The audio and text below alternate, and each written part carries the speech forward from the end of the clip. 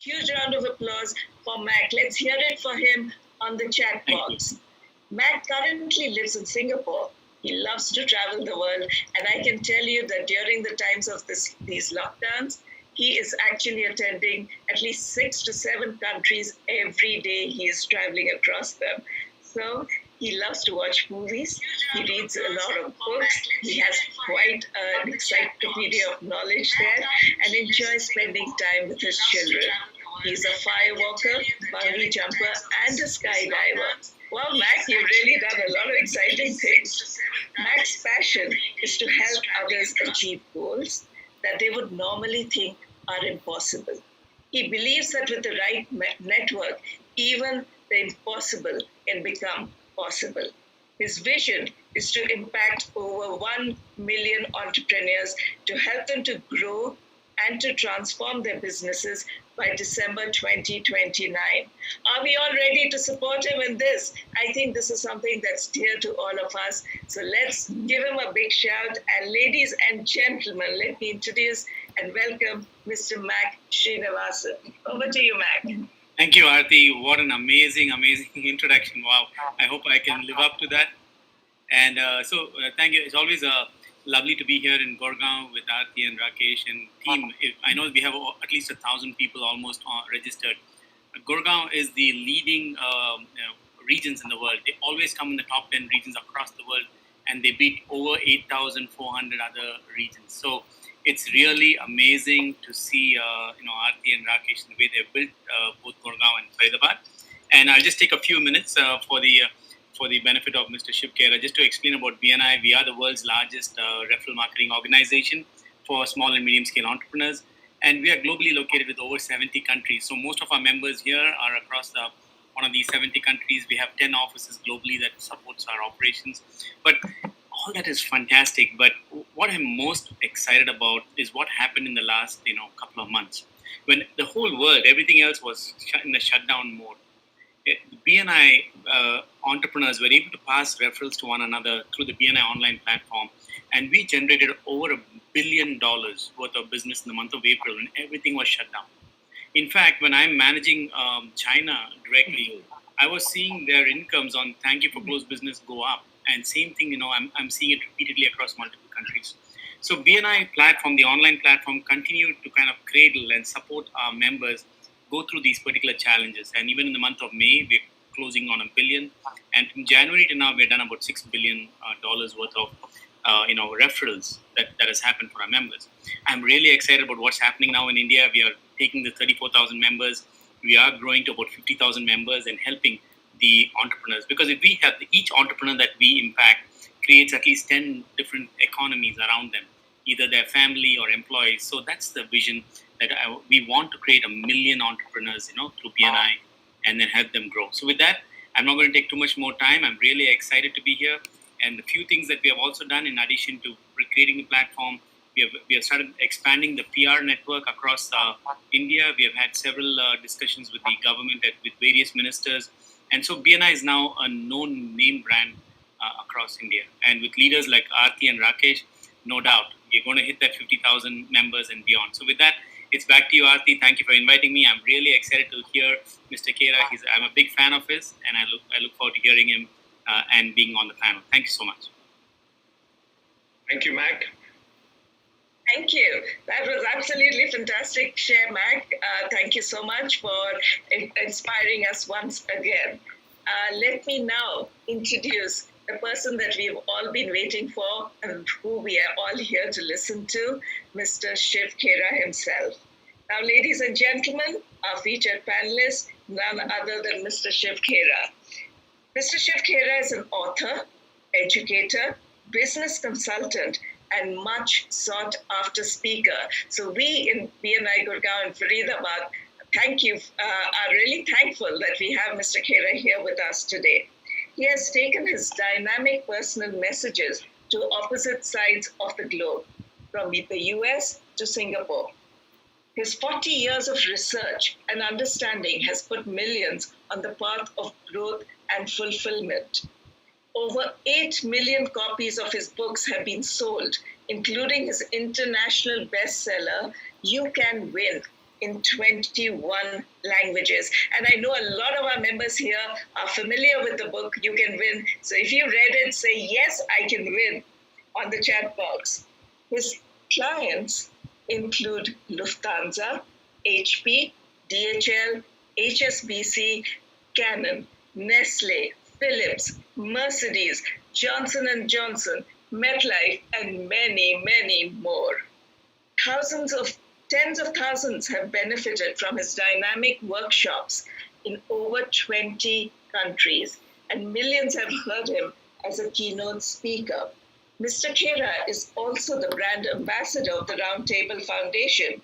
He has been honored by the Lions and Rotary International. And his trademark line, which I think everybody is familiar with, is winners don't do different things, they do things differently. So all those on the webinar today, are you ready to do things differently? Because now we have none other than Mr. Shiv Khera. We are honored to have him here with us to share his experience on how to turn setbacks to comebacks. Mr. Shiv Khera, the man himself, let's hear it from him. Over to you. Oh, thank you very much. My God. Well, Rakesh, I kind of agree with you when you said I'm introducing a person where the words fall short to introduce Aarti, and that was absolutely amazing. And what a lady. She woke up 4 o'clock, right, at 5 o'clock from California. She's up here. I don't think you need me, really. She can inspire all the way. And Mac, doing $1 billion every month, amazing is the word. I don't have any words to say what you've done, and created almost 300,000 people in membership. That's not easy. That is tough. And I don't know, at my age, I might be a little too late. Might be a little too late to be a member of the BMI. I have no idea if you would take me at all or not. But if I was 30 years younger, maybe I'd become a member. Even today, I would love to be one of you. And count me in, because you are doing a tremendous service to the world. I think it's great. God bless you, folks.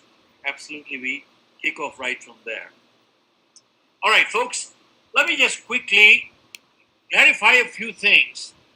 Why did we take this title as, well, one request to all of you is, folks, just switch off your mobile for the next 65 minutes, because if I keep my mobile on right now, and if I keep fiddling with my mobile, tell me, would it be courteous to you people? Answer is no. So let's practice courtesy both sides. Of course, we can't see each other, but if we are fiddling with mobile, we're wasting time anyway. Okay, now coming back. Why did we take this title as Turn Setbacks into Comebacks?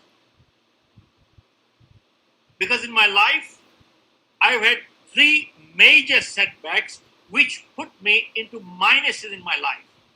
And what are the learnings that happened during this period? What made me come back? That is really what I'm going to share here tonight with you folks. Now, as of this minute, I don't know anybody in this world who has all the answers. Certainly, I don't. My background, I'm not a very educated person. I'm a BCom 3rd division. I failed in my 10th. That's my academics. And I come from a business family.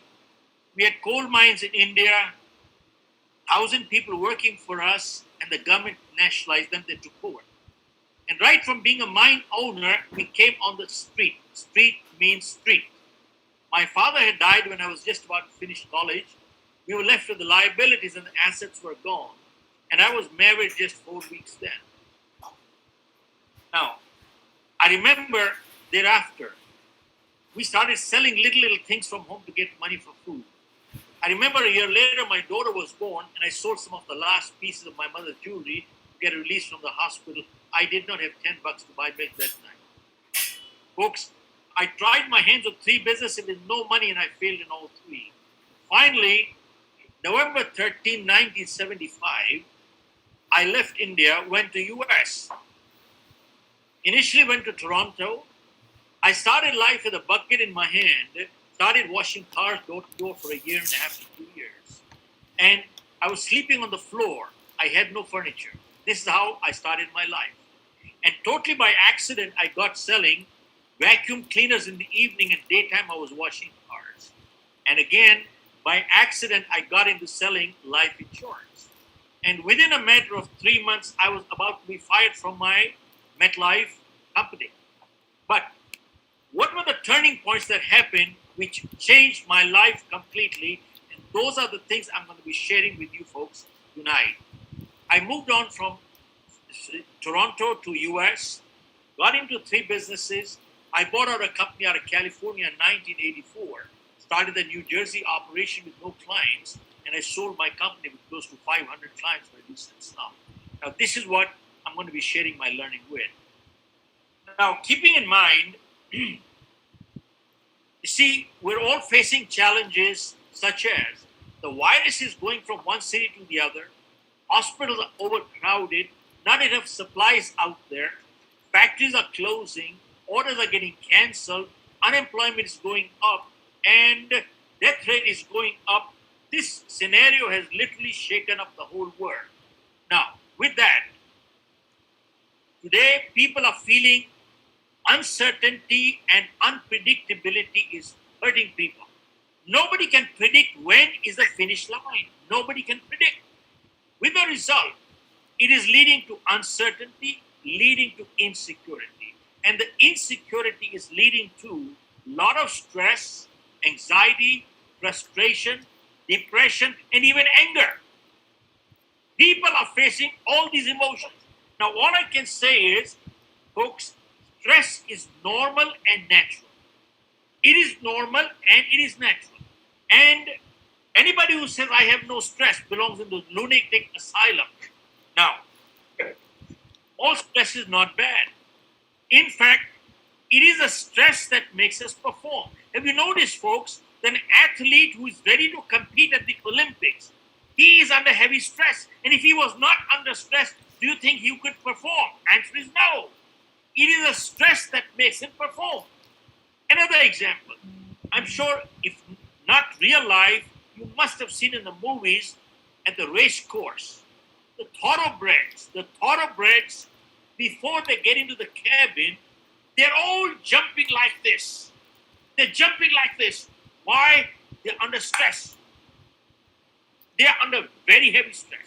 And they are put into the cabin. And the moment the bell rings, bang, they shoot off. Now, they shoot off. It is the stress that makes them perform. That is a thoroughbred. Now, you take a jackass to the race course. The jackass walks so coolly, relaxed, he has no stress. He's so comfortable walking at the race course.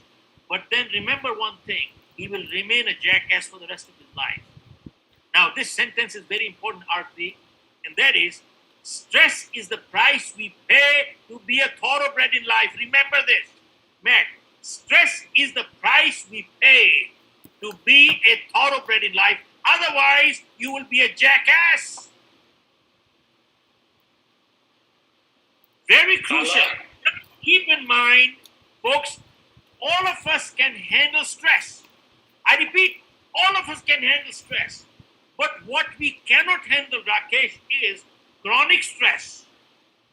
When stress becomes prolonged, that is the time we break down. Okay. Now, with that in mind,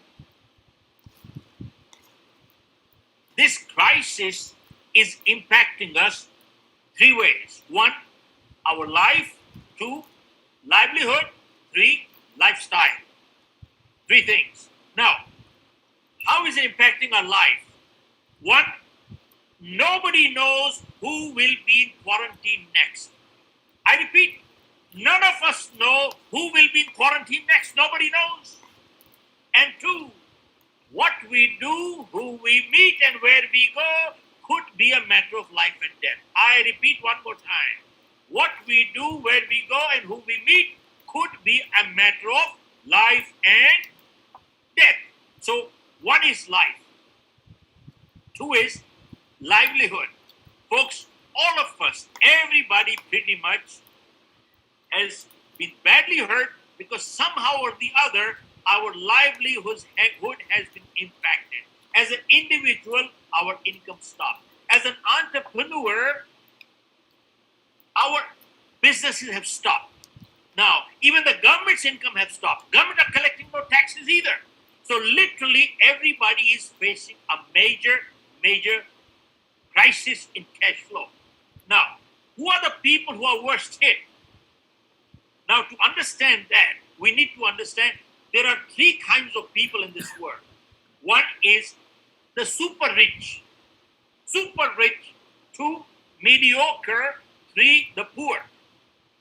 I start with the poor because they are the worst hit.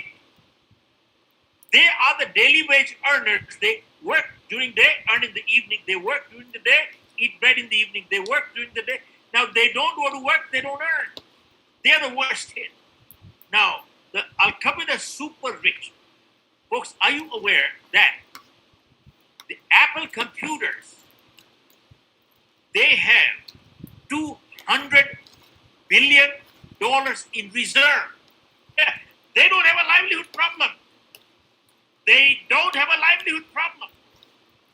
Now, guys like the Birlas, the Tatas, the Adanis, Ambanis, I would be totally surprised that if they also have a livelihood problem, I would be totally surprised. Now, then comes the mediocre people. Mediocre people are people like me and possibly many viewers who are looking at it. Will the crisis finish before the money, or will the money finish before the crisis? We're all concerned about this part. Will the crisis finish before the money, or will the money finish before the crisis? Okay. Now, I had another company in the US which I sold my company, which was a pension and tax consulting firm. And as part of our planning, we used to always advise our clients, you must keep 1 year of your income in reserve, where you should be able to access that money within less than 24 hours. And that is called emergency fund or opportunity fund. I repeat, 1 year of your income must be kept in where you should be able to access that money within less than 24 hours. Why? It is called emergency fund or accident fund, because accidents and emergencies never ever warn you in advance. They come. I repeat, accidents and emergencies never warn you in advance. Now, if a person doesn't have it, it's a little too late, but going forward, we need to understand what we need to do. But very crucial thing which we planned for our client, and this is what our clients used to pay us this fees, and that was distinguishing between active and passive income. Active income and passive income. What is active income? I go to work, I get money. I go to work, I get money. I go to work, I get money. I don't go to work, I get no money. This is called active income. But now people realize that I need to have passive income. Even if I don't go to work, I still must have an income. Okay, we need to understand that going forward. All right, now, this is part is the livelihood component of it. Now,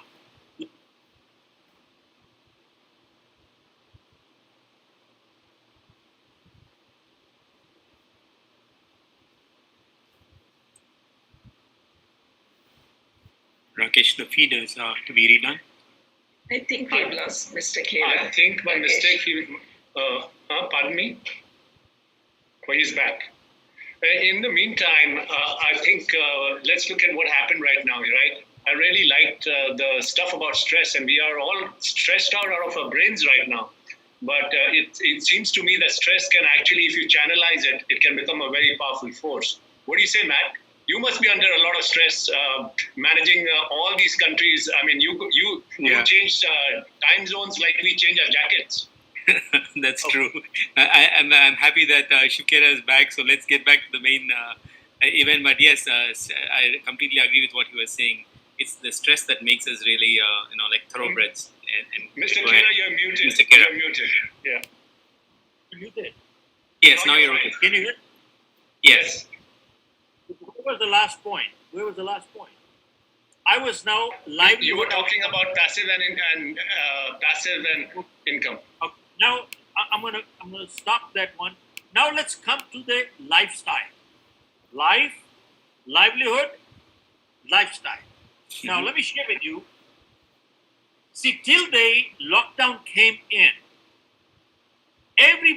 we were all on the fast lane. Everybody was running.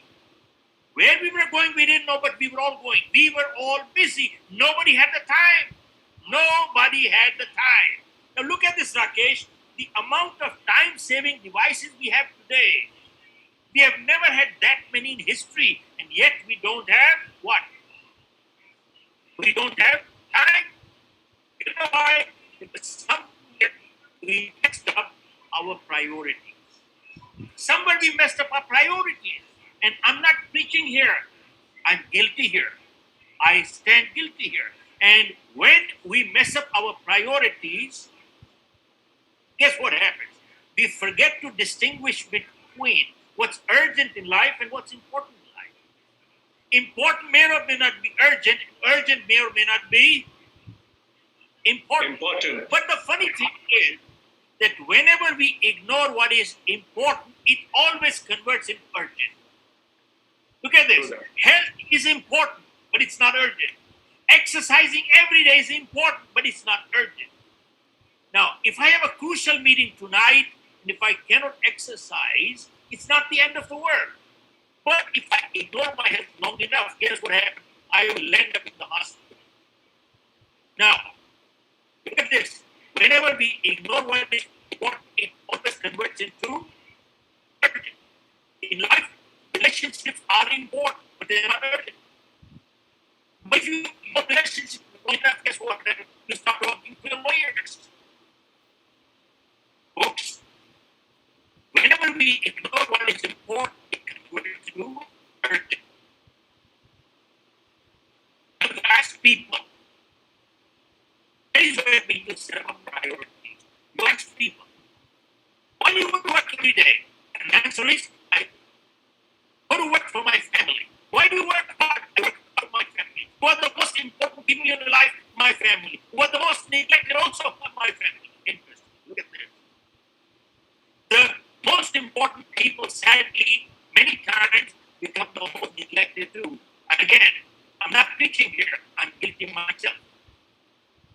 But what this crisis has done is, it has got people step backwards and say, buddy, wait a minute, get your damn priorities right. Get your priorities right. And it has made people start thinking that, remember, you were on the fast lane running. And they realize one thing, today, direction is much more important than speed. I repeat, direction is much more important than speed. If your direction you're going in the, if you have speed and you're going in the wrong direction, you will mess up big time. Okay. I'll stop here. Now, as far as this crisis is concerned, in the last 100 years, there are 2 points of reference only to check what happened earlier or anything similar. One was the Spanish flu. I'm sure you people must have worked it out. Okay, I'm not going to go into it. 50 million people died. 50 million people died at that time.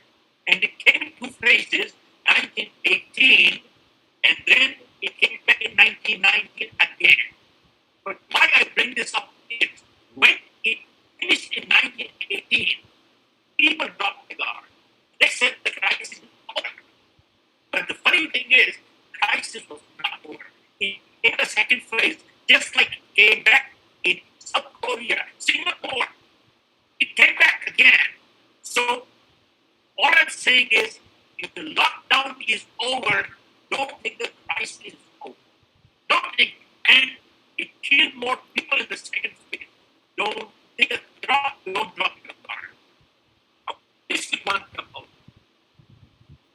second part is the Great Depression of 1929. Banks failed, stock market crashed.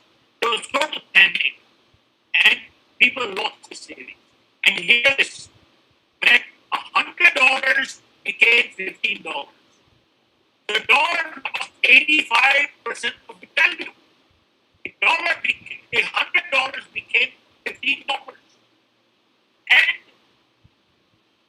15 million people got unemployed. I think 15 million people in the US alone became unemployed. And today the figure in the US goes to 30 million because 15 million is equal to almost 50 million today. Because population of the US at that time was only 120 million. Today it's 330 million. That was the unemployment. Now, here is the silver lining. Because my objective article here is to there is silver lining here. And the silver lining is experience has shown all over the world. Wherever unemployment has gone up, self-employment has always gone up. Whenever unemployment has gone up, self-employment has always gone up. Now, during that Great Depression, people had no money, no taking ability, but there were some people who started their business during the Depression. And today they have become householders in the US.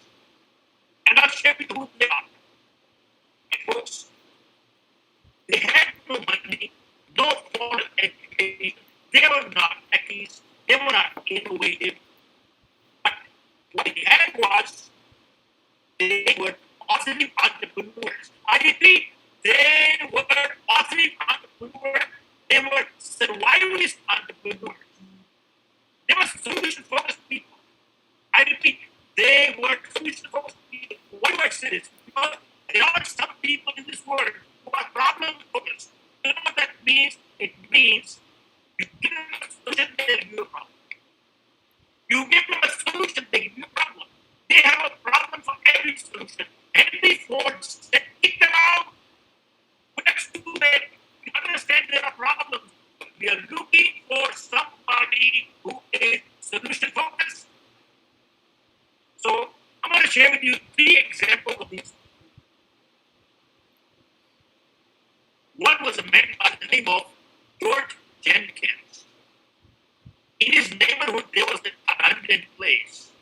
He started an outlet of non-perishable durable goods. Non-perishable durable. These 2 words are very important. Why non-perishable? Because if they perish, it means total loss. And durable goods means if he was not able to sell, at least he and his family could use it. He started a outlet in an abandoned place, 1929. And folks, today, this man does $30 billion. $30 billion a year. His net worth is $6 billion.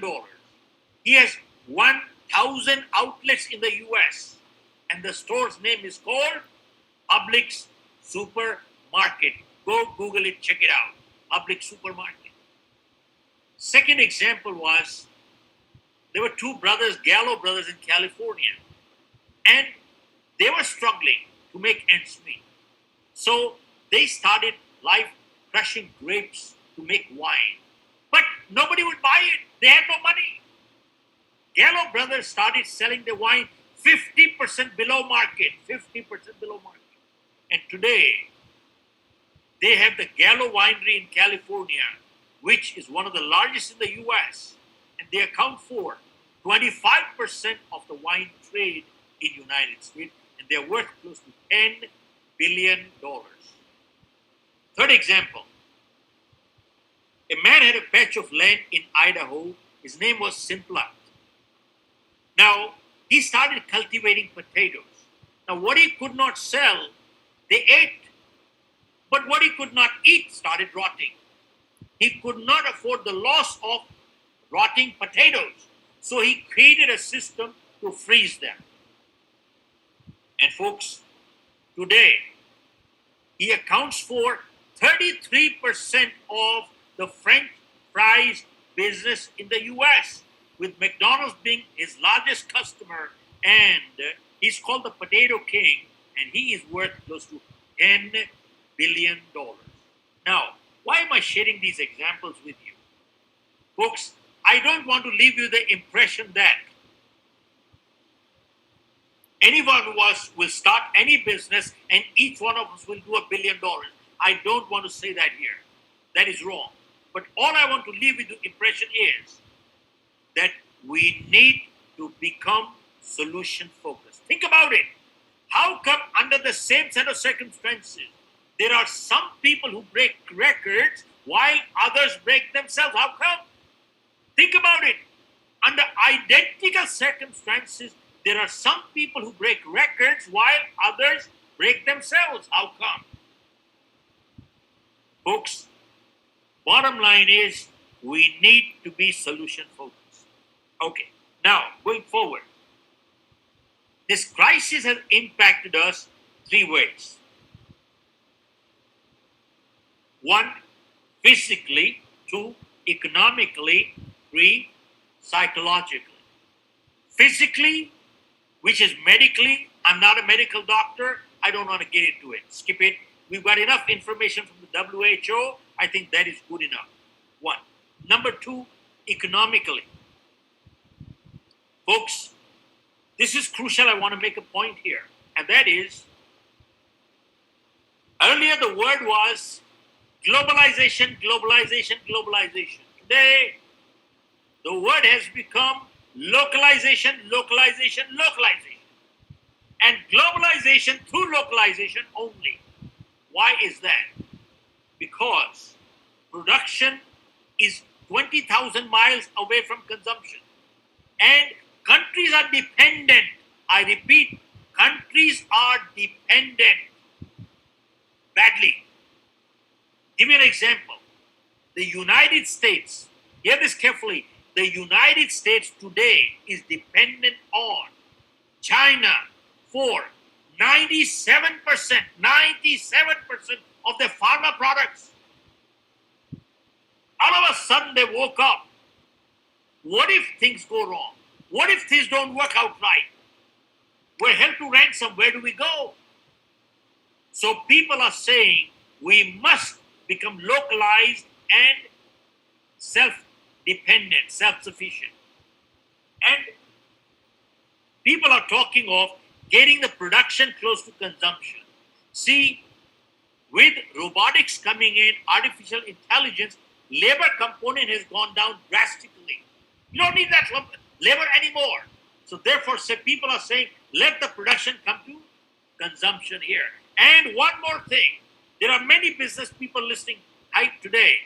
They have realized one more thing, that bottom line is more important than top line. I repeat, bottom line is more important than top line. And one more thing is that with this crisis, people have realized one more thing on discretionary and non-discretionary spending. People have realized one more thing, that money in the bank is more important than having 35 shirts in the closet. I repeat, money in the bank is more important than having 35 shirts in your closet. And one more, money in the bank is more important than having a car worth $250,000 or $100,000. Guy says, I need money in the bank. That is why everybody, including Warren Buffett, says, cash is king. Cash is king. Okay. Now, the third part is psychologically. This is the emotional part, which is where I'm going to stress the most here.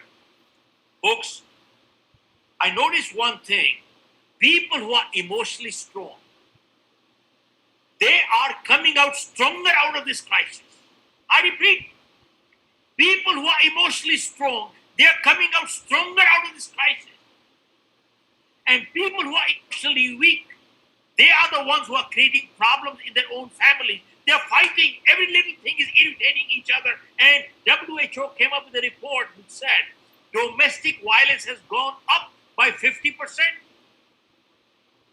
I repeat, domestic violence has gone up by 50%. Folks, this is the emotional aspect. Now, let me share with you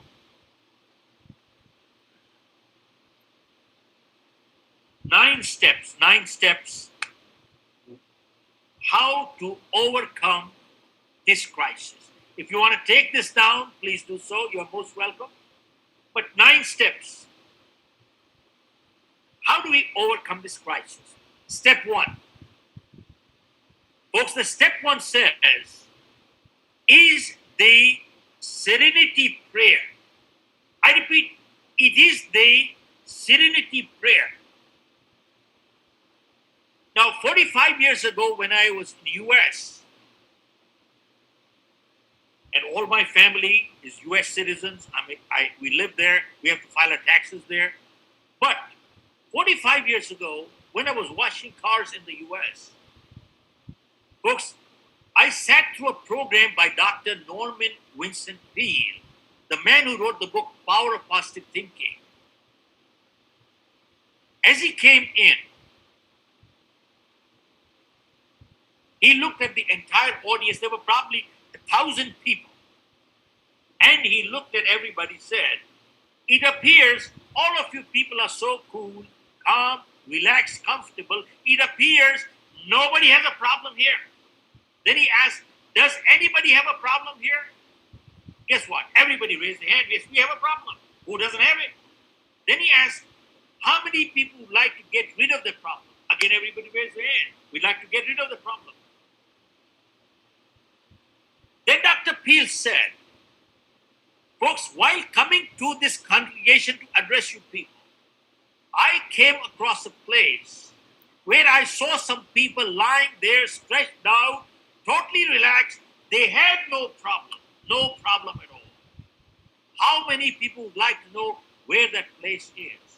And again, everybody raised their hand. Now here, folks, Dr. Peale said, 2 blocks away from here, there is a cemetery. There are people lying there, all stretched out, totally relaxed. They have no problem. Then he asked, how many people would like to get rid of the problem? Nobody raised their hand. Everybody put their hand in their pocket.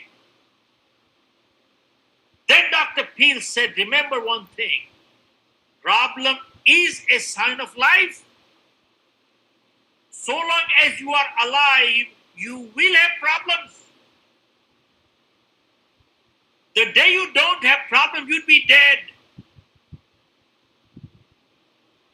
Then he said, when you're running short of problems, that is the time to get on your knees and pray to God. Don't you trust me anymore? Send me some problems. Folks, that day, Dr. Peale gave a prayer, which is called the Serenity Prayer. In my opinion, it is the gist of life. And since the last 45 years, I have never left my home without this prayer. And I'll tell you one thing. I have gone through many rough situations in my life. This prayer has given me so much strength to overcome this. And that is what I'm going to share with you all right today. It is called the Serenity Prayer. It goes like this. I'll go a little slow if you want to take this down. God, grant me the serenity to accept the things that I cannot change, and courage to change the things that I can, and wisdom to know the difference what I can and what I cannot. Folks, if you analyze and dissect this little prayer, it is the crux of life. God grant me the serenity to accept the things that I cannot change, Now let me ask you, is everything in our control in life? Answer is no, it is not. There are many things beyond us. I didn't choose my parents, neither did you. I didn't decide where I was going to be born, neither did you. And if this is the color of my skin, there's nothing I can do about it. And granted, sometimes people are born deformed. What wrong did they do? Who knows? And sometimes bad things do happen to good people for no fault of their own. What wrong did they do? Who knows? How did this crisis come, the corona crisis? I don't know. You don't know either. Nobody knows, but it's here. See, what we cannot change, accept it graciously, not grudgingly. Because many times in life, we keep fighting the things we can't change, and we bring stress into our lives. And when stress comes in, it paralyzes people, and people become unproductive. See, folks, it says very clearly, if I cannot change, let me accept it graciously, not grudgingly. 2, if I can change, then give me the guts to do it. 3, wisdom to know what I can and what I cannot.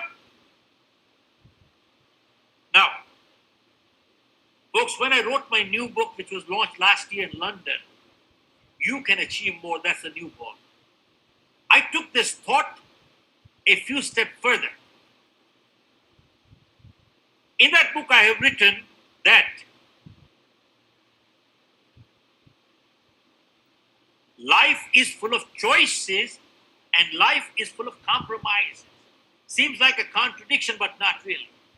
See, folks, if I ill-treat you, I've chosen to be ill-treated, haven't I? If I treat you with discourtesy, I've chosen to be treated with discourtesy, haven't I? If I light up a cigarette, I've chosen to invite cancer, haven't I? If I drink and drive, I've chosen to invite an accident, haven't I? If I exercise every day, I've chosen to invite good health, haven't I? If I eat too much every day, I've chosen to be obese, haven't I? Folks, hear this carefully. Life is full of choices. Now, how is life full of compromises?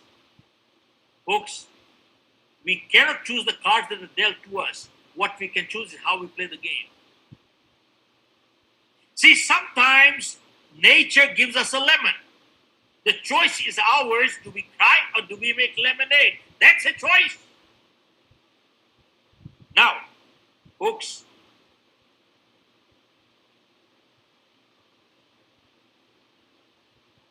what is success? Series of positive choices in life is called success. And series of negative choices in life is called failure. That's it. Now, wait a minute. Many times I'm asked this one question. People who are successful, don't they make mistakes? And people who are failures, don't they do positive things in life? And my answer is, folks, people who are successful, they do make mistakes. But hear this carefully. Making a mistake once in a while does not make anybody a failure. Remember that. Repeating the same mistake again and again is what makes a person a failure. And doing something positive once in a while does not make a person successful. Repeating the same positive behavior again and again is what brings success. I repeat, doing something negative once in a while does not make anybody a failure. And doing something positive once in a while does not make anybody a success. Are you with me, folks? Just say yes. Okay. Now, with that in mind,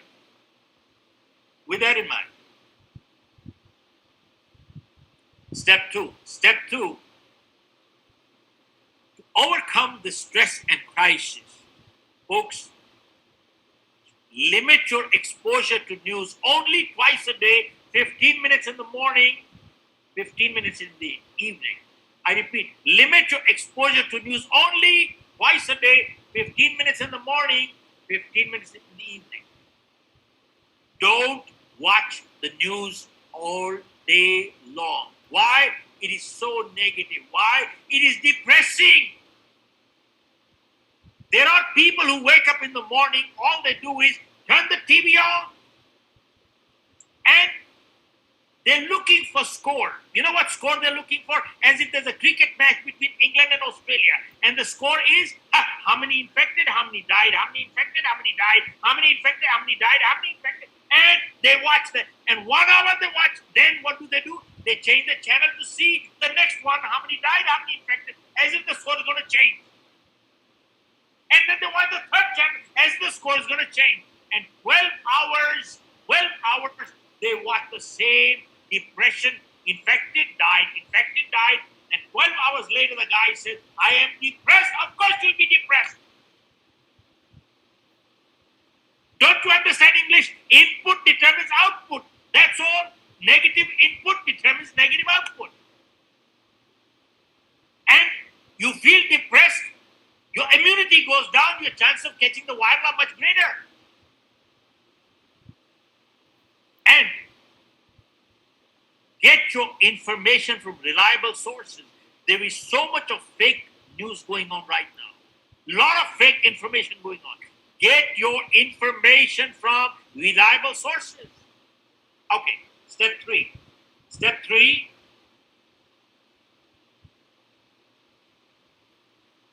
Convert your downtime to uptime. I repeat, convert your downtime to uptime. Look at what Max said. He said, in my downtime, I've done $1 billion. Probably many people in uptime don't do that much money. How do you convert your downtime into uptime? Folks, hear this carefully. Nelson Mandela was in jail for 27 years. Somebody asked him, Mr. Mandela, how did you survive in the jail? How did you survive? Nelson Mandela said, I was not surviving, I was preparing. Mandela said, I was not surviving in the jail, I was preparing to become the president. How do you like that? He said, I will not let the crisis define me. I will use the crisis to define me. Hello? Hear this. I will not let the crisis define me. I will use the crisis to define me. Man, what a message. What a message. I will not let the crisis define me. I will use the crisis to define me. Man, what a message. Now,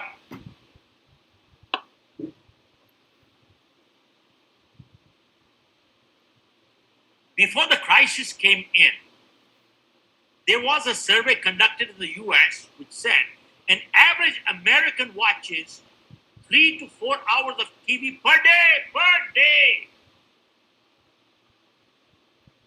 Now, a man bought a new TV and a friend visited him, saw the new TV, it was impressive. So he asked his buddy, how much did this TV cost you? He said, $1,000. He said, are you sure? He said, yes. He said, I don't think so. I'll give you a calculation what this TV is costing. And he asked, how many hours a day you watch TV? He said, 3 hours. He said, have you ever calculated what is your hourly rate? And Mac, this you can use for your BNI guys, because all entrepreneurs. He said, you watch 3 hours of TV per day. Have you ever calculated what is your hourly rate of earning? What does your hourly 1 hour rate means? What is your annual income? He said, I make $100,000 a year. He said, have you calculated what's your hourly rate? He said, well, I work 2,000 hours a year. Divided, it comes to $50 an hour. He said, you watch 3 hours of TV per day. That means $150 per day is your time lost in front of TV. $150. Multiplied 365. You know this TV is costing you $55,000 per year. That is more than your EMI on a $500,000 home. You watch 3 hours of TV per day, and your hourly rate is $50 an hour. This TV is costing you $55,000 per year, more than your EMI on a $500,000 home. Don't you understand that? Now, don't get me wrong. Folks, we all watch TV, and it is relaxing, and we want to watch it. They're nice plays, nice movies. But watching 4 hours per day, that is madness. You are watching people, you're paying for them. And they like you to watch because you pay for it. They're making money anyway. So, folks, convert your downtime to uptime. Now, how do you do it? Another very important piece of information for your BNI people. And that is from my new book, You Can Achieve More. There I have given a survey conducted, which said 85%, Rakesh, 85% of millionaires and billionaires today are first generation. I repeat, 85% of millionaires and billionaires today in the world are first generation. Only 15% from inheritance. And these people were asked one question: how could you achieve such strong success in such a short time? And the answer was, we read books. What kind of books do you read? How many books do you read? And the answer was, we read 50 books a year. 50 books a year. You know, 50 books a year means one book a week. One book a week. Multi-millionaires, billionaires read one book a week. Warren Buffett read a book. Bill Gates reads a book. And they were asked, what kind of books do you read? And the answer was, we only read self-help books. Only self-help books. We don't read fiction. Why? Fiction is fiction is fiction. Will remain fiction. I can't relate to it. Self-help book, he said, one good idea could be worth $1 million. I repeat, one good idea is worth $1 million. Now look at this. Multi-millionaires and billionaires read one book a week. What does it tell you? There is a correlation between learning and earning and learning and earning and learning. And you learn and you earn and you learn and you earn. How do you like that? Amazing. And there are people who say, I don't have money, I don't have time. You know something? People who say, I don't have money to buy books. Are you aware that every book in this world is available for free in the library? But they will never do it. These multimillionaires, they're running businesses, they take out the time. But there are people who are unemployed, there are people who don't want to do it, and they say, I have no time. And they watch 8 hours, 10 hours TV every day. They watch 8, 10 hours of TV every day. Now, let me share. Don't get me wrong. In the first few days of the lockdown, I also watched 8 hours of TV. Don't get me wrong. I messed up too. But then I kicked myself. I said, Shiv Khera, what are you doing? I went to my library. And folks, I have to tell you, I found out my library has 250,000 books. My library alone, which is more than many libraries outside. And I saw many of my books lying there. I had read half of them. I pulled out all my books that I had read half, and I started rereading them again, which I used to do, and I stopped. One day I was reading a book till 6 o'clock in the morning. Then I couldn't get up till 2 o'clock. All right, so what? I didn't waste my time watching TV. Now, folks, I have to mention one thing to you. I'm not a techie. I don't understand technology at all. Till about 6 weeks ago, I was learning to do an SMS from my grandchildren. I didn't know that. Folks, I repeat, I was learning to do SMS from my grandchildren. I did not know how to turn a computer on. I had in my life never done an email. Never email. I had never done an email. My first webinar in my life I did 8 weeks ago. And after that, I'm doing one, two webinars every day. And I booked for the next 1 month in advance as it is. And many people are paying me money for it. They're paying me money for it. You know something? I've learned a new skill. I've become more knowledgeable. And I have lost 6 kilos of weight. Folks, I want to make one point to you. If this crisis, in the crisis, if you have not upskilled yourself, or if you have not become more knowledgeable, or if you have not become healthier or fitter, it is not because we lack time. It is because we lack commitment and self-discipline. I repeat, if during this crisis lockdown, we have not upskilled or become more knowledgeable or become fitter and healthier, it only means it is not because we lack time, but we lack commitment and self-discipline. Now, I want to make a very important thing is these multimillionaires or billionaires who read books, any serious reader, they will never ever lend or borrow a book. They will never lend or borrow a book. Many times, people come to me and they say, Mr. Khera,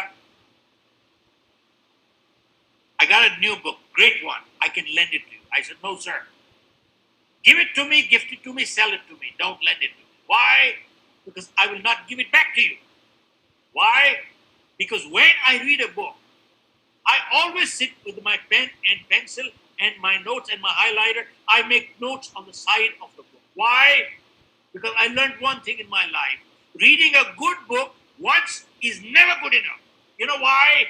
Because when you read the book second time, you don't find anything new in the book. You find something new in yourself. I repeat, when you read a good book the second time, you don't find anything new in the book, but you find something new in yourself. Folks, we need to understand how to turn a downtime into uptime. That's the key. Step 4. Step 4.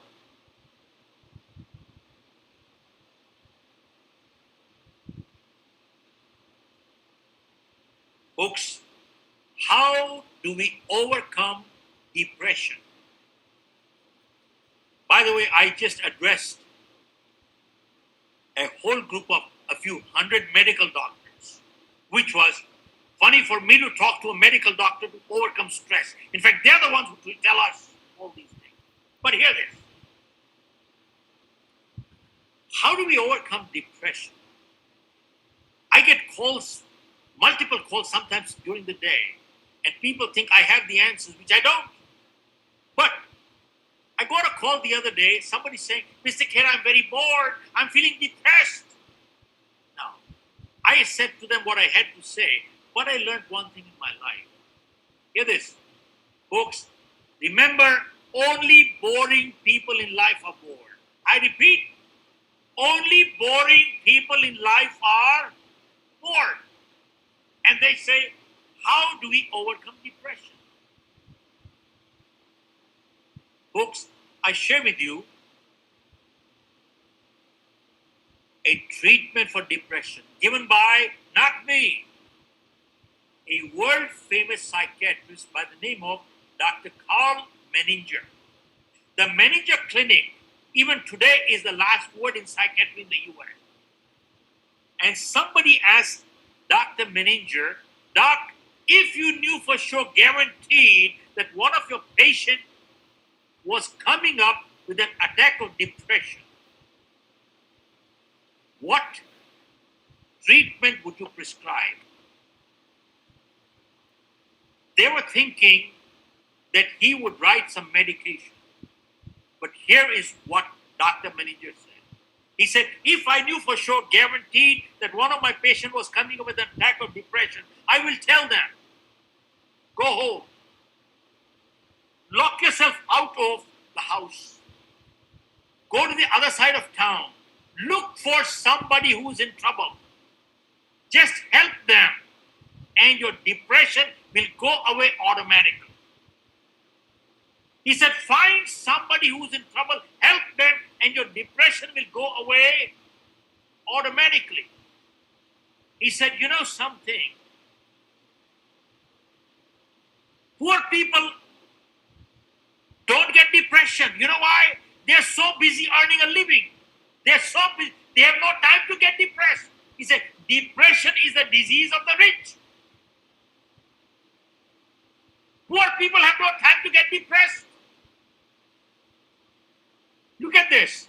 I do a lot of fundraising, well, some fundraising for the Rotaries and the Lions and the Round Table. And I noticed these Rotarians and the Round Tablers. These guys, they're setting up blood camps, eye camp, polio eradication. Every day they're doing something. I've never seen these people depressed. Folks, this is what is called the depression is the disease of the rich. If you're busy, you have no time to get depressed. Okay, step 5. Step 5. To overcome this crisis, folks, build positive relationships, which is what BNI is all about. They're talking of networking. Networking.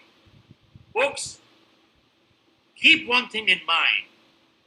Your greatest asset in life is not your bank balance. I repeat, your greatest asset is not your bank balance. Your greatest asset is your relationship balance. You know why? Because, remember, people with good relationships, I repeat, people with good relationships, what they can achieve with one phone call, you cannot achieve with $1 million. I repeat, people with good relationships, what they can achieve with one phone call, you cannot achieve with $1 million. True? Yes, no. Yes, no? Aren't they true? Okay. I repeat, what people can achieve with good relationship, they can achieve with one phone call. You cannot achieve with $1 million. Now, why do I bring this point here? Very crucial.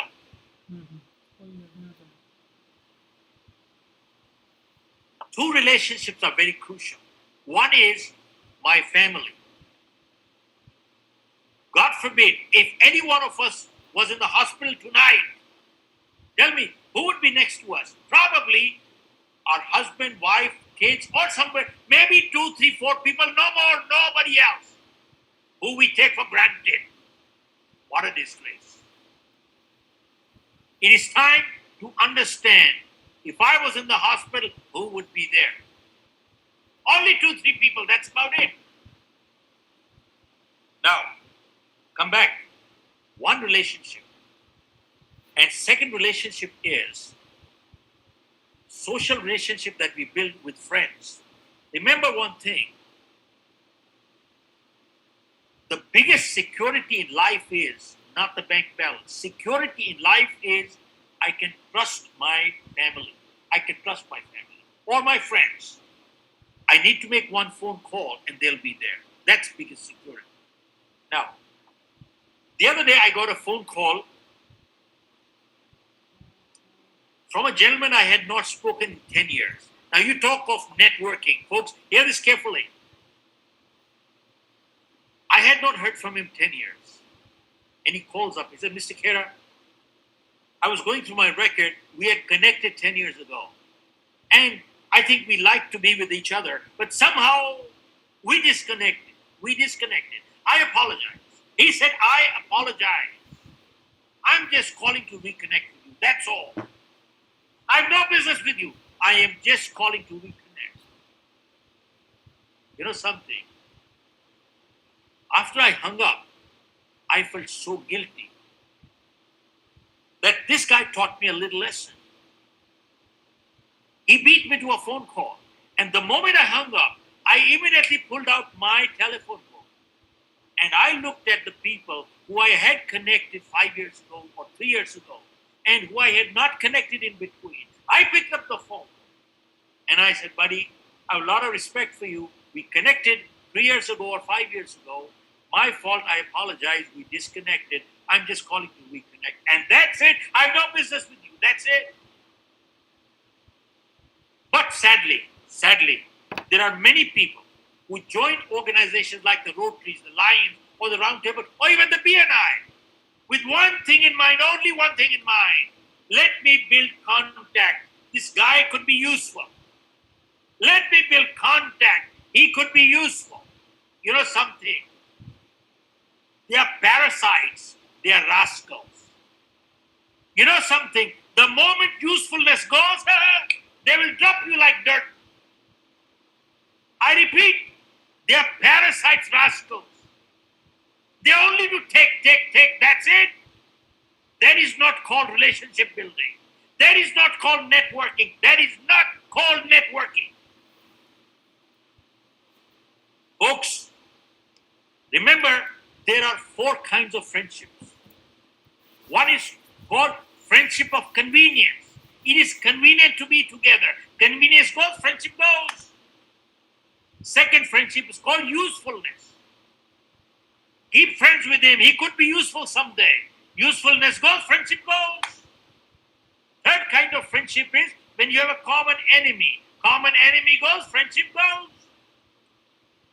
And the fourth kind of friendship is built on, Rakesh, hear this. Fourth kind of friendship is built on mutual respect. Mutual respect. It is what gets people together. This word which you hear all the time, tolerance, you should be tolerant. In my book, tolerance is a negative word. Tolerance is a bad word. Hear this carefully. I and my wife live together, not because we can tolerate each other. We live together because we respect each other.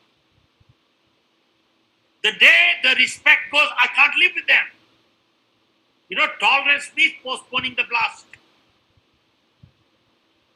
Tolerance only means postponing. We live together because we respect each other. Are you with me? Mac, are you with me, sir? Okay. Now, I want to make a point here. Don't get me wrong. Remember, networking, helping each other. Helping each other.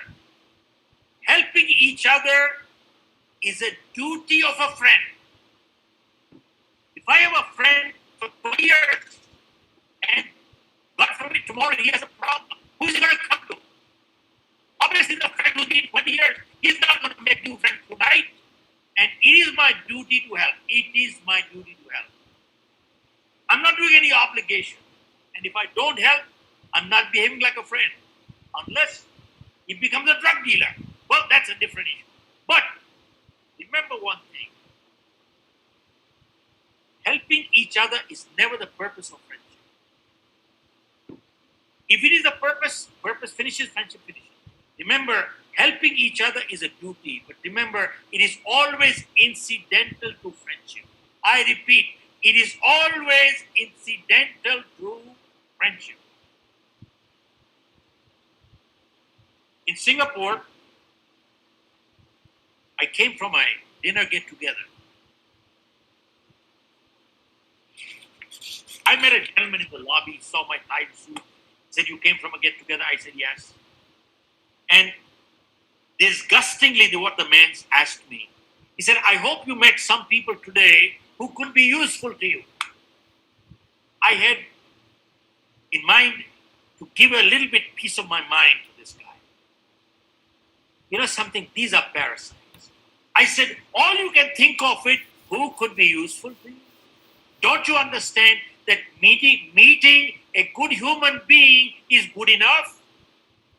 I repeat, meeting a good human being is good enough. Helping each other is incidental to relationship.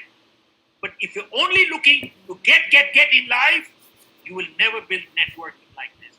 If you want to build good relationships in life, learn to give first before you get.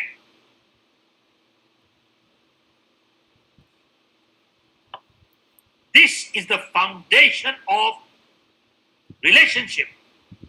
Don't be a bloody parasite. And that's it. Okay. That is relationship. Step 6.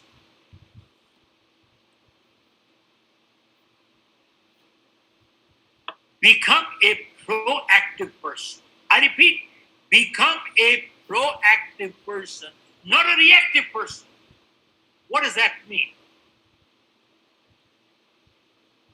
Arti, when we do our leadership program, 3-day, 4-day leadership program, we have had a few 100,000 people go through our leadership globally with Lufthansa and many others. But when we do our leadership program, we ask our participant a question. Totally by surprise. Are you a good person? Sometimes people get taken aback. Well, I don't know. If other people think I am, I am. But then, once in a while, you hear somebody say, yes, I am good. But then you ask a follow-up question. What makes you good? Then they get lost. And then they say, well, because I don't do bad, so I'm good. Oh, since I don't cheat, I'm good. I don't steal, I'm good. I don't tell lies, I'm good. My answer is, damn. Sir, incorrect answer. Incorrect answer. Just because you don't do bad does not make a person good. That's the make the law. Absence of ill health does not mean good health. Are you with me? I think absence of ill health does not mean good health. Now, just because I don't steal, it only means I'm not a thief, but that does not make me good. If I don't cheat, it only means I'm not a cheat, but that does not make me good. And if I don't tell lies, it only means I'm not a liar, that does not make me good. A person becomes good when they proactively do what that is called proactive. Okay. Now, why do I share this with you? For a simple reason.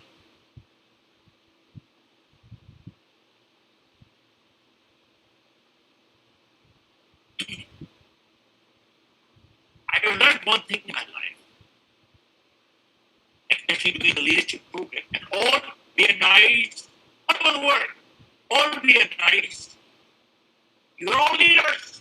Everybody's a leader. Leader an organization, leader a family, leading something, we're all leaders. I've learned one thing. A good leader always stands for something and always stands against something. A good leader is never neutral. Folks, if you are neutral, they're politicians. I repeat, a good leader can never be neutral. If you stand for something, you always stand against something. See, folks, if you stand for good, you stand against evil. I repeat, you stand for good, also stand for evil. Are you with me? Rakesh, are you with me, sir? If you stand for good, you can't stand for evil. You must stand against evil. You can't be neutral. Okay. Now, why do I share this with you? Because in my life, all through, I have never been the neutral person in my life. I've never been it. I have thrown lies on the sides. Now, I'll share. I have no compassion for enemies of humanity. I have no compassion for enemies of humanity. Who are the enemies of humanity? I have seen videos from New York, Europe, India, many other places where people who have been infected with coronavirus, many of these people, they are beating up healthcare professionals. They are beating up doctors. They are throwing stones at the nurses. They are spitting at the security people. They are spitting at the police. They are spitting at those people. And not only that, they are spitting and lacing vegetables. They are spitting fruits and they are spitting on electric cells, knowing fully well they are affected, but they want others to be affected now. This is sadistic behavior, isn't it? This is what I call the enemies of humanity. I have no compassion for them. Now, why do I share this with you? I believe a large audience that is watching today is probably a large number are from India. And let me share with you something crucial, and probably many people can do it outside. I was doing a program for about 5,000 people. And a man from the audience came up to the dais and he asked me, Mr. Khera, are you a Gandhian? Are you a Gandhian? I said this in front of many people, including the bureaucrats, many places. I had some ministers who had attended my webinars. I learned one thing in my life. Folks, don't start asking questions till you clarify, number one. And number two, many times the best answer to a question is a question. So I asked this man, tell me, how do you define a Gandhi? What are the criteria of being a Gandhi? So he says, well, there are three pillars of Gandhi, three Gandhians. One is Gandhi believed that with love you can win everybody in this world. Number one. Number two, Gandhi believed in tolerance. And number three, Gandhi believed in non-violence. Three. One, with love you can win everybody. Two, Gandhi believed in tolerance. Three, Gandhi believed in what? Non-violence.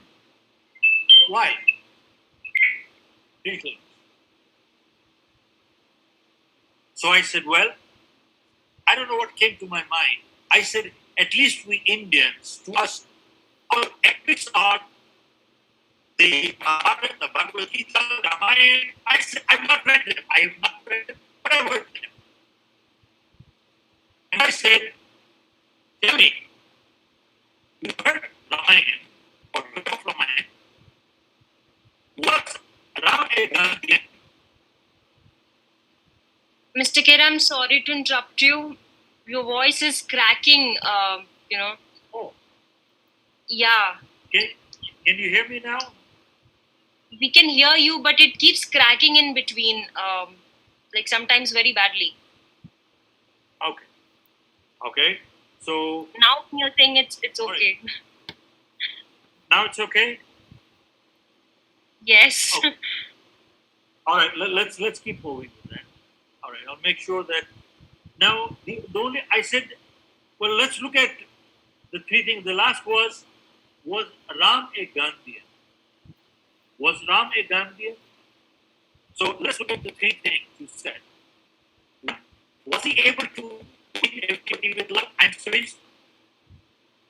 is Arti, was he able to win with love? Answer is no, he was not. Number two, you said the second pillar is tolerance. Did Ram say, I'm a very tolerant person, I tolerate kidnappers? No. You kidnap my wife and it's all right, I'll get a second one. You'll kidnap a second one, I'll get a third one. You'll kidnap the third one, I'll get a fourth one. Did he say that? Ram said, no. I don't tolerate kidnappers. Right? Three, there was non-violence. Tell me, what did John have to do? He had to get to violence even for self-defense. He had to do that. So I said that means Rama was not a Gandhian. I said, if you look at our history and go through many other things, our Sikh Guru, the 10th Sikh Guru, Guru Gobind Singh Sahib, also he fought against the fourth conversion. He could not cover terrorism, and he had to pick up the sword. He was not a Gandhian either. And I said, sir, to me, they hold much greater status in our philosophy and thinking. And I said, standing up to protect the respect and dignity of your own family. That is, to come to that is cowardice, it is not cowardice. And I said very clearly, I am not a Gandhian. And I am proud to say I am not a Gandhian if you have these three criteria. Because I have no compassion for people who are enemies of humanity.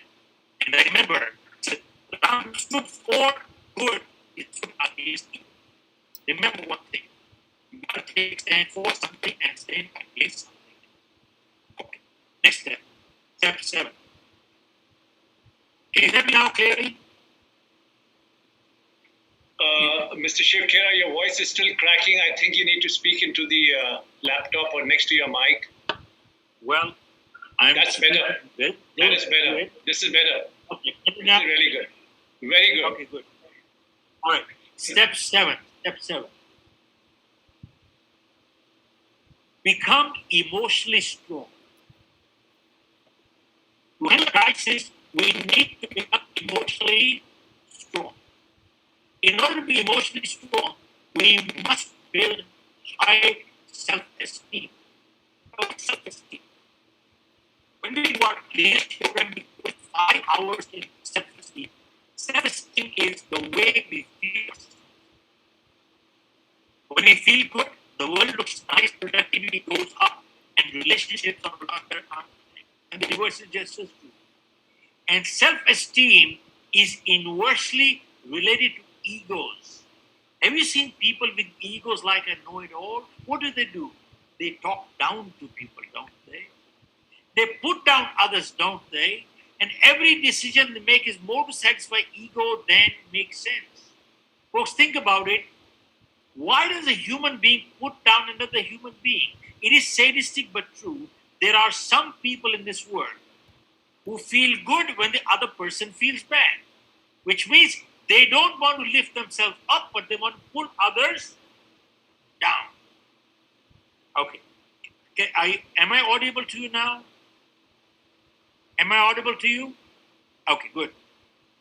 Now, folks, Yes, please. we talk of relationship and networking and emotional strength. You cannot build with people like this who are emotionally weak people. Remember, emotionally weak people, you can never build relationship with these people.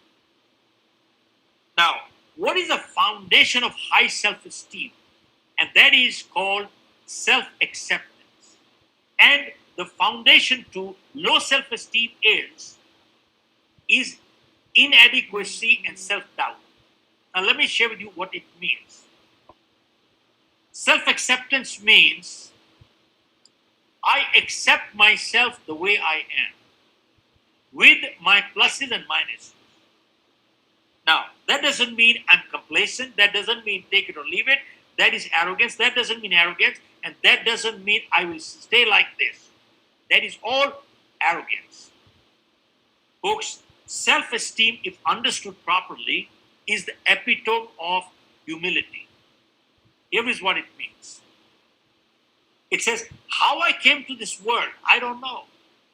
But I'm here. And I'm here to stay. And I know I'm not perfect. And it says, I make mistakes. I made mistakes. I apologize for my mistakes. I seek forgiveness for my mistakes. I learn from my mistakes. I'm not proud of my mistakes. I will not repeat my mistakes. But I am not a mistake. But I am not a mistake. Folks, it says, I accept myself the way I am, with my pluses and minuses. It means I am at peace with myself. I'm not fighting inside. You see, people who are not at peace inside will fight outside. They're fighting inside, they'll fight outside. How can they build good relationships? Folks, a prime example of this was given by Charlie Chaplin, which I mentioned. Charlie Chaplin once was passing through Europe and he saw a big hoarding, Charlie Chaplin lookalike contest. Out of sheer inquisitiveness, he decided to participate. And he did. And guess what? He lost. And when he lost, he started thinking, the real one loses, the fake one wins. But then he started thinking, I'm the only one who knows who the real Charlie Chaplin is. Nobody else knows.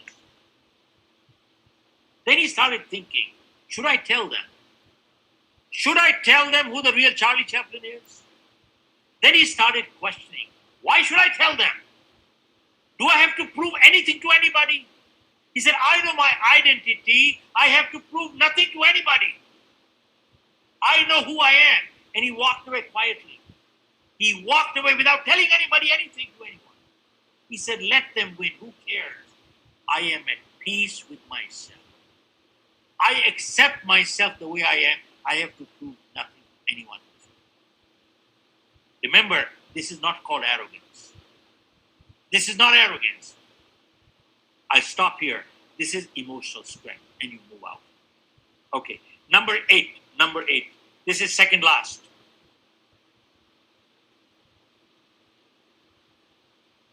Folks, remember,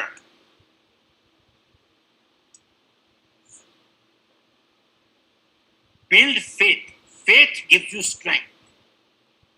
Blind faith leading to superstition makes people weak. I repeat, faith gives strength. But remember, blind faith leading to superstition makes people weak in life. Now let me share with you an example.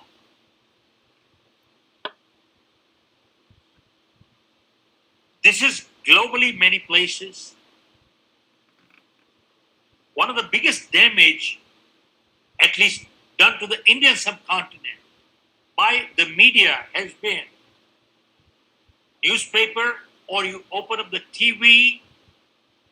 The first thing you do is you see somebody sitting there in saffron with a few tilak here, and they're sitting with horoscope. And the guy says, give me your name, where are you calling from, what is your place of birth, time of birth, and tick, tick, tick, tick, tick, tick, tick, tick, tick, tick. And he says, Pitri dosh, Patni dosh, Putri dosh, Phalana dosh, and Shani chad gaya, Shani chad gaya, Shani chad gaya.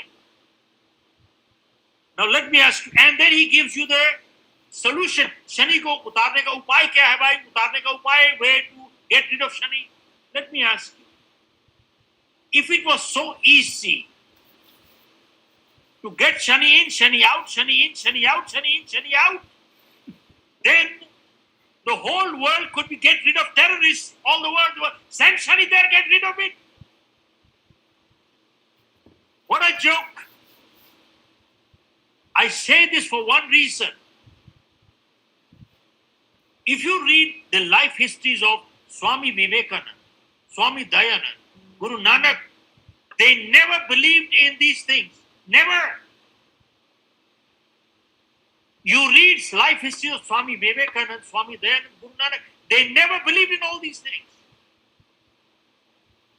You go check out all in Sikh families, they don't check horoscopes. There is no Mangalik. All weddings are done on a Sunday. Sunday doesn't sit right, they do it on a Saturday. Saturday doesn't sit right, they do it on a Friday. I bring this point for a very important reason. And that is, if you I strongly recommend people. There was an article written in India Today about 1 year ago on astrology. And it said, because of false belief,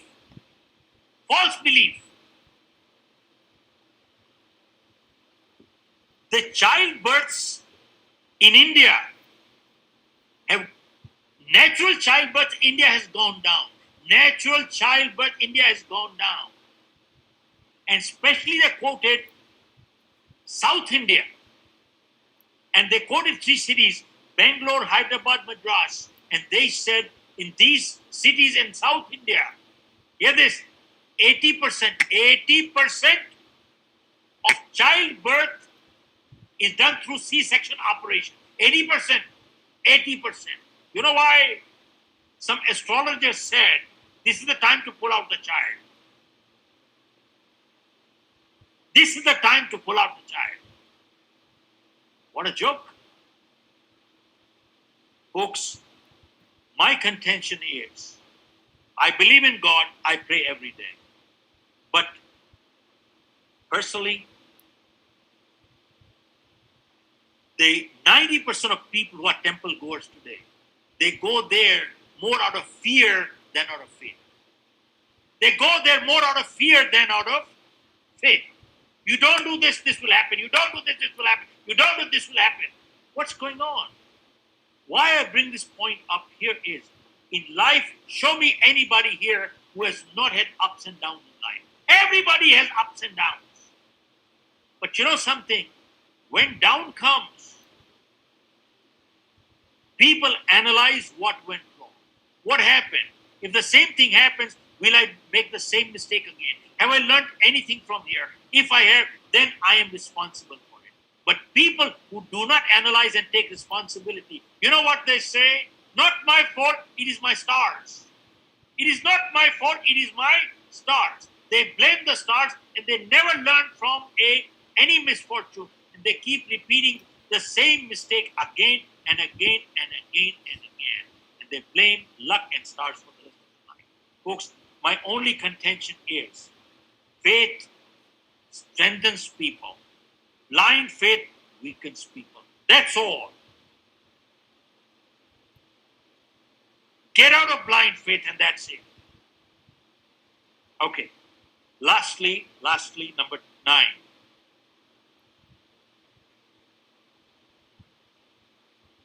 Folks, this is time to give back.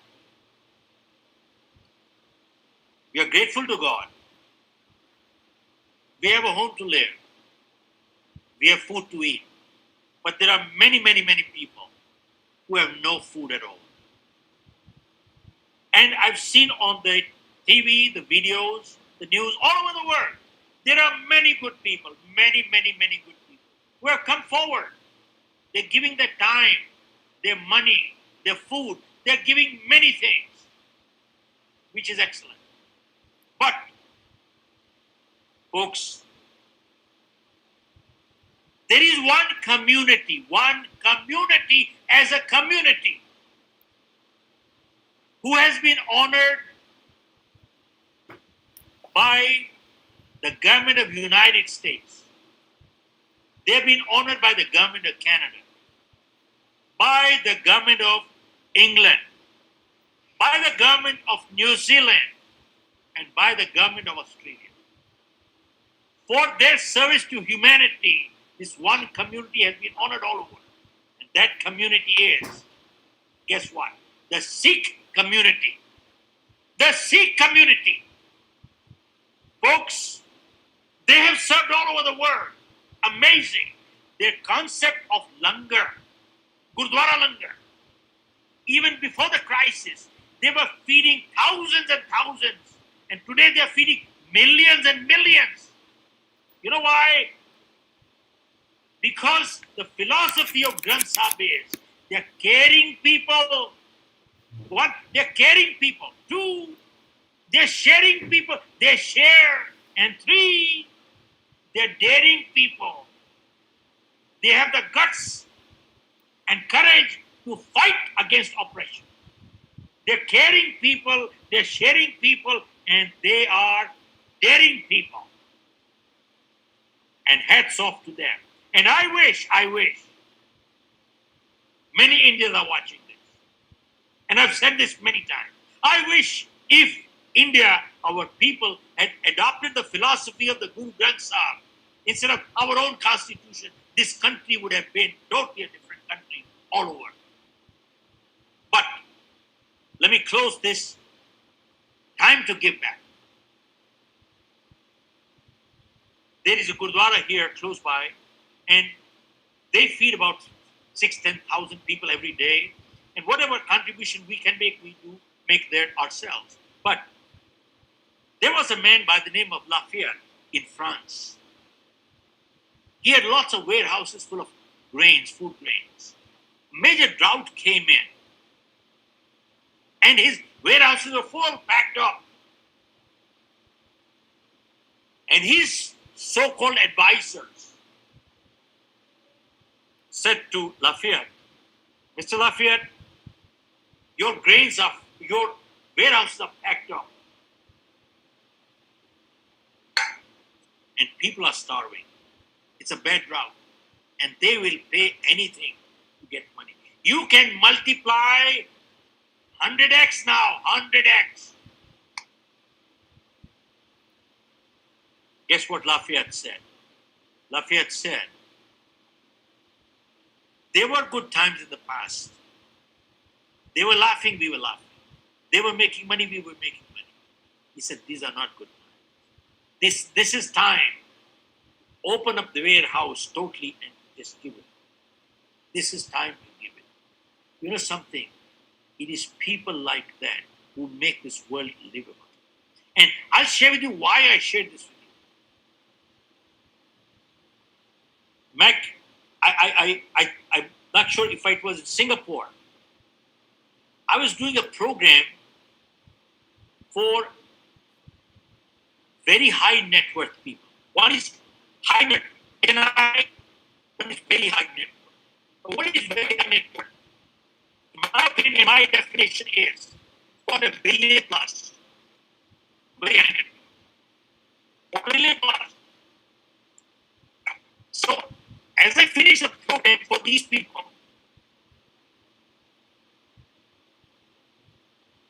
one person came up to the group and he asked me, Mr. Khera, tell me, when a person has got $500 million, $1 billion, why does he keep working and making more billions? He's got, you know what he does that too? Why is a person at that level keep working to make more and more and more? Folks, this is the only take home you have from this program today. For all your people here are being here together would be worthwhile. And here's what I said to him. I said there are two kinds of people in this world. One person, billionaire, is suffering from inferiority complex. He keeps making more and more and more to keep a score, to keep up with the Joneses. How come they have this, I don't have it? How come they have this, I don't have it? How come they have this, I don't have it? How come I don't have it? He's got 50 million, I must have 100 million. If he's got 100 million, I must make 200 million. He's got 200, I must have 300. He's got 300, I must make 400 million. You see, if I have less, I'm inferior. They are, hear this sentence very carefully, they measure their self-worth by their net worth. Hello? They measure self-worth by their net worth. They don't understand. People make things, things don't make people. You take the things away, they die out of shame. And they keep up a score to cover their what? Inferiority complex. And they make money. And they sit on the treasure like a bloody snake and do nothing for society. That's one breed. But here's the second one. The second billionaire is, he thinks The more I make, the more I can give. The more I make, the more I can give. The more I make, the more I can give. Look at this guy, Warren Buffett. Warren Buffett is worth $40 billion. Probably gave $39 billion to charity. Bill Gates got $33 billion, gave $32 billion to charity. Azim Premji gave $7 billion in the last 6 months to charity. Warren Buffett said beautifully, just because there's a jackass who's got $1 billion, he's still a jackass with $1 billion anyway. You know something? You take a donkey and you cart. If you cart bricks of gold on a donkey, the donkey does not become a golden donkey. He's still a donkey. If you got scriptures on a donkey, the donkey does not become a spiritual donkey. It still remains a donkey. I learned one thing in my life. That remember one thing. Money in good hands always does good. Money in evil hands always does evil. And it's sometimes when I got money, sometimes people come up to my program and they say, money's not important. And I didn't know people say money is not important. You know what? They're either stupid or they're billionaires. Either stupid or they're billionaires. Now, I didn't say money is the most important thing. Money is important. You know why? Because money in good hands always does good. And money in evil hands always does evil. And I want to close this program with one thing. A special message for all of the other guys. You know what it folks? It is a moral obligation. I repeat, it is a moral obligation of every good human being to be a multi-millionaire and a billionaire. It is a moral obligation for every good human being to be a multi-millionaire and a billionaire. Because in good hands you do good, evil hands you do evil. Now, folks, with those words, I want to stop here. Thank you, people. I don't know if how much I've given you this last 1.5 hours, though I have gone way over my time. Probably all I can say is what you people have given me is probably a lot more than what I could have given you in this period. You know what?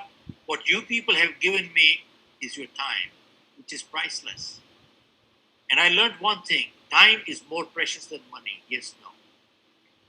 Time is more precious than money. Yes, no. Okay. And why did you give me your time? Because you trusted me that I will not waste your time. And I hope I have not. Because I learned one thing in my life. And that is that in life, trust is a much greater compliment in life than love. Because there are people we love in life but we don't trust. Folks, with those words, I just want to thank all of you and wish everybody has good health. And one day I would love to meet up with you folks. And Mac, if you come to, I do have an office in Singapore. I stay in Singapore myself. When I come, I'll meet up with you. But I don't know what's going to happen. But when you come here, would love to meet the coaches and you people and a few others. And I do recall Hina Handa was also partly involved. And my group was Shambhavi from our group, coordinated the whole thing. And there were some other people like Ayush Bansal in part of the roundtable group. I just want to thank all of you and wish you good health. God bless you. Well, thank you, Mr. Khera. That was one.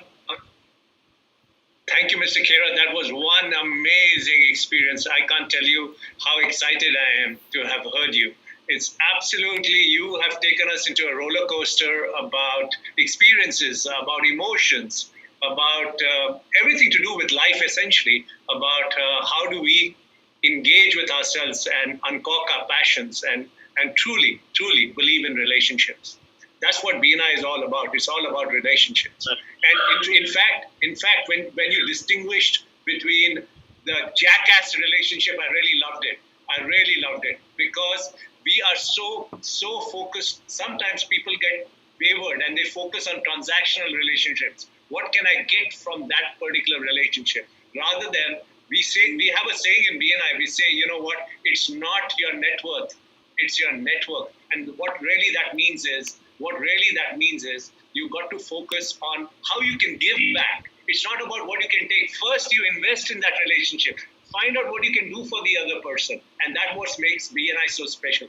I think it's absolutely rocking. I was sitting here glued. My eyes did not shift from you. I don't know where you get your energy, your passion, your conviction. You were so amazing, Mr. Khera. I just can't thank you enough for sharing all your energy and all your wisdom with us. If it is okay with you, can we take a question or two? Because my Q&A is full of questions. Is it okay with you? Sure. Yeah, Okay. Keep in mind, my Gurgaon third division field my 10th. So keep your question. Yeah. One person here says, so I'm going to take really two quick questions with you. One person says, where do you get your energy from at this age? Let me share with you one thing. Nobody gets energy. We release energy. Wow. I repeat, we don't get energy. We always release energy. I'm sure there are many people with kids here. Have you noticed one thing? That your kid comes home from school at 3 o'clock or 1 o'clock, and the kid has their lunch. I can see my grandchildren, and after their lunch meals, the kids say, "Oh, I'm tired, I want to rest." And they lie down in the bed at 3 o'clock in the afternoon, and because they're tired. But Rakesh, all of a sudden, they get a call from their friend. "Hey, buddy, you want to play football?" "Oh, yeah." This kid jumps up. "Oh, where the hell did he get energy from?" You know something? We never get energy. We always release energy. It was always there, and that's about it. So remember one thing, and that energy comes always through conviction and when you believe in something. You know something? If you don't believe in something, you don't have a right to do anything. You don't have it. You're cheating people. You are dishonest. You are cheating people. And it doesn't work like this. And I speak the same language in front of politicians. I speak the same language in front of bureaucrats. That's the way it is. So beautiful. Thank you for sharing that. So, early on in your talk, you talked about failures, and somebody said it very well. Most entrepreneurs fail 3.8 times before they taste success. And that success comes through relentless passion and relentless persistence. What do you have to say about that? Absolutely. You're totally right. I think this one line would do it. One line would do it. In fact, some of these things I have, which I couldn't in my You Can Win, as are in my new book, You Can Achieve More. Folks, the greatest legend in the world on martial art, who was the person? Greatest legend in martial art, who was it? Bruce Lee. Now, how many of you people know that Bruce Lee's one leg was shorter than the other by 1 inch? Folks, 1 mm, 2 mm, 3 mm could dislodge a person. 1 inch and 2. Bruce Lee's eyesight was -10. Oh, I didn't know that. He could not see his opponent without lenses. And Bruce Lee practiced 5,000 punches per day. And Bruce Lee said something amazing. He said, "I am not afraid of a person who knows 10,000 ways how to kick." He said, "I'm afraid of a person who knows only one way, but he's practiced one way 10,000 times." That's it. Wow. Now, I'll share with you one thing. Keep in mind, this would probably help a lot of your BNI guys. When I was selling life insurance in the US, I called many people. I used to call in the evening. We tried not to call late because you need to respect privacy. And once in a while, I did call people on a Sunday. I met a gentleman. In fact, I called a guy. It was a cold call. Seemed very friendly, very courteous, and gave me. And he said, "Yes, Shiv, I'm interested in insurance. Call me again. Call me again. Call me again." Now, he was always pleasant, and he said, "Call me next time." So I felt encouraged to call him because of his warmth. But hear this carefully. I bring this up because there is a difference between being persistent and being a pest. Being persistent versus being a pest. Best. Since I kept calling persistence, but it so happened that Thanksgiving was coming. Now, in the US, you realize Thanksgiving is one of the biggest things. And there are only 2, 3, 4, 5 people closest who come in with the family. That's it. So I thought it's a holiday today, and if I call this guy, he's bound to be home. He's not going anywhere. And then he was so encouraging and wanted me to call. So I picked up the phone and called him on a Thanksgiving. So when I called him, I said, "This is Shiv Khera here. I'm so excited." And then he said, "Shiv, I know you've been talking to me for the last many weeks, and I told you to keep calling." But he said, "Do you realize what day is it today?" I said, "It's a holiday today." No. He said, "You don't understand. This is Thanksgiving today. Do you realize Thanksgiving is one day it comes a year, and my closest family is not here, everybody right here." And that day when he taught me the lesson, I never forgotten in my life. He said, "Remember one thing. I wanted to buy insurance. I felt very comfortable. I would have bought it from you. But he said, since you called me today, I will not buy from you, and don't call me." That day I understood the difference between being persistent and being a pest. Keep one thing in mind. The greatest quality in a person to succeed in life is persistence. That is true.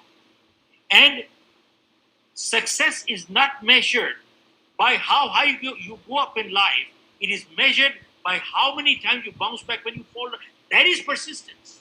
That is success. I just shared with you the example of Bruce Lee. But was he the only one? No. Check any success story.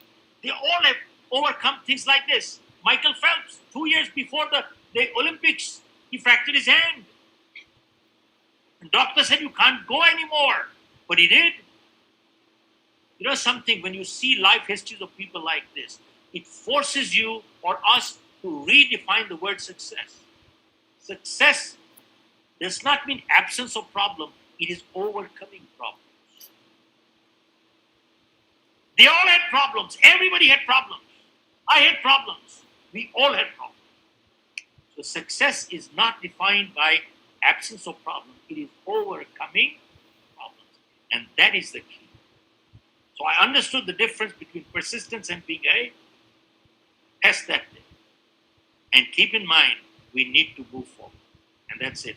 And sadly, many times people confuse failing as failure. I might have failed, but that does not mean I'm a failure. So you keep going, move on, and that is the guy who takes forward. God bless. Wow, absolutely rocking. And we're going to close this session with one last question from Mr. Mac Shivanavasan. Mac, over to you. Last question. Mac, this is going to cost you a dinner in Singapore.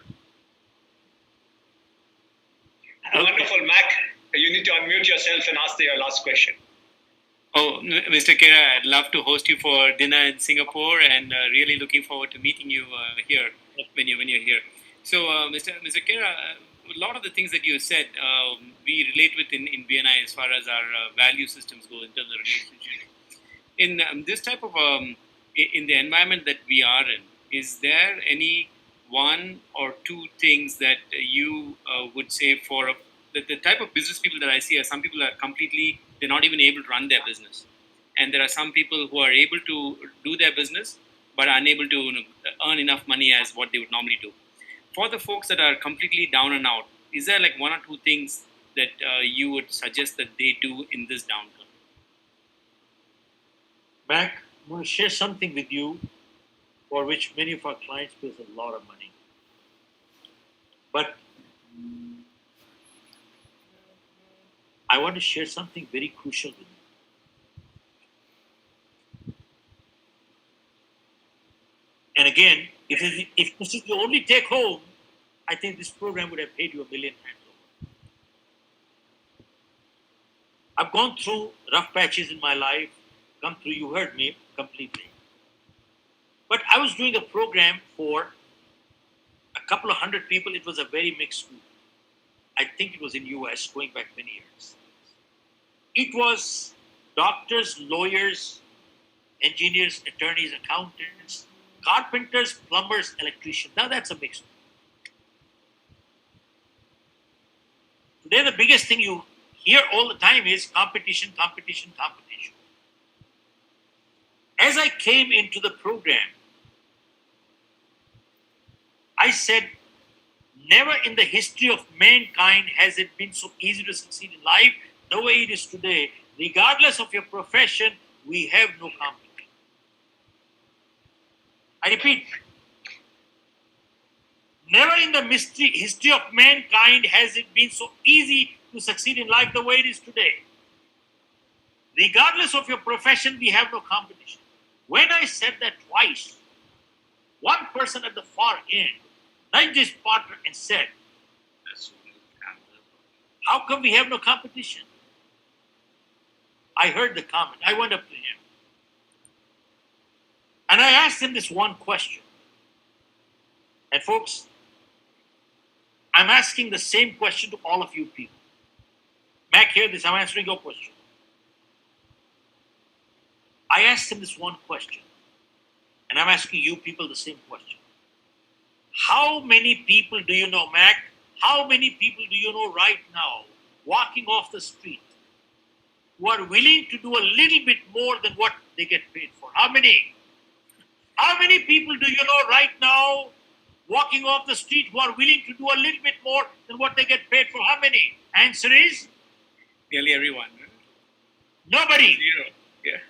You know, most people don't even want to do what they get paid for. There's a second big category of people who only want to do what they can get by with. There's a very small fraction of people who are willing to do a little bit more than what they get paid for. And I asked him, if you fall into that category, I don't care what your profession is, tell me, where's your competition? I don't care what your profession is. You know something? You can't even find a good attorney today. Mm-hmm. You can't even find a good accountant today. You can't find a good carpenter. You can't find a good plumber. You can't find a good anything. Question is, are you willing to do a little bit more than what you get paid for? Now, if you look at the life histories of people who have succeeded and then sustained success, keep one thing in mind. Success is one thing. Sustaining success is another. And maintaining goodwill. Those who have succeeded, then sustained success, maintain goodwill, they all have lived with one principle in life. Mac, and that principle is, I shall always give more than what I get to my family. I shall always give more than what I get to my organization. I shall always give more than what I get to my customer. And I will always give more than what I get to my society. And I asked him, if you live by this one principle, tell me, where's your competition? You become the competition, you have no competition. Now, I talk out of humility with gratitude. Folks, Mac, in the last 35 years, of my being in business. When we do public programs, we do make outbound calls because unless people know we're doing a program, nobody would come. But in last 35 years, sir, we have not made one outbound call for corporate groups. Not one outbound. It has been inbound. 35 years. Wow. And why do our clients hire us? Not because we are the smartest people. There are many more qualified people than us. Our clients hire us for only one reason, and that is our commitment to our client is never 100%. It is always 200%. Tell me, where's the competition? Wow. Wonderful. My Amazing. one thing I would leave your people with today. Look, all people listening today, never in history has been such a glamorous time to succeed. And if we don't do it, buddy, remember, it is we are messed up, not they are messed up. Wow, that is so powerful. And we are going to say goodnight to you by asking one of the participants to come in and say thank you on behalf of all the participants. Munish Suri, can you unmute yourself and say a gratitude on behalf of all participants? Munish? On behalf of BNI, thank you so much, Mr. Shiv Khera, for giving us such an amazing and enriching experience. I've had the opportunity to learn from Mr. Shiv Khera in person, and each time I listen to him, I learn so many new things. Thanks once again, sir, and thanks for BNI Gurgaon to make this happen. Thank you so much. So thank you, Mr. Shiv Khera. Thank you, Mac. Thank you, Aarti. And the whole production team. I can't thank Manish enough, Abhishek enough, Hina Handa enough, Shambi enough, and all the people who work with Mr. Shiv Khera and his team to make this happen. Sohan Singh, everybody, Gautam Singh, everybody. You all were so fantastic. Thank you for making it happen. Thank you, Mac, once again for being with us. Thank you, Mr. Shiv Khera, for being with us. Thank you, everybody. Good night. Stay safe. Stay happy. And Rakesh, send me the number so I can be in touch with you folks. Absolutely. Thank you. And we are going to have dinner in Gurgaon and in Singapore. And in Singapore, yes. In Singapore. Thanks a lot. Thank you, everybody. Bye-bye. Bye-bye. Bye-bye. Good night. Thank you, Rakesh Thank you. and Aarti. This is most amazing. Thank you for such an enriching event that you created for all our BNI members. We really, with heartfelt gratitude among all 34,000 BNI members in India and across the world, the broader community that we have broadcast this to. I really thank you for creating such a wonderful event that is so timely for all of us. I mean, each one of I have at least 15, 20 pages of notes that I wrote down. And you just feel like you want to hear more and more.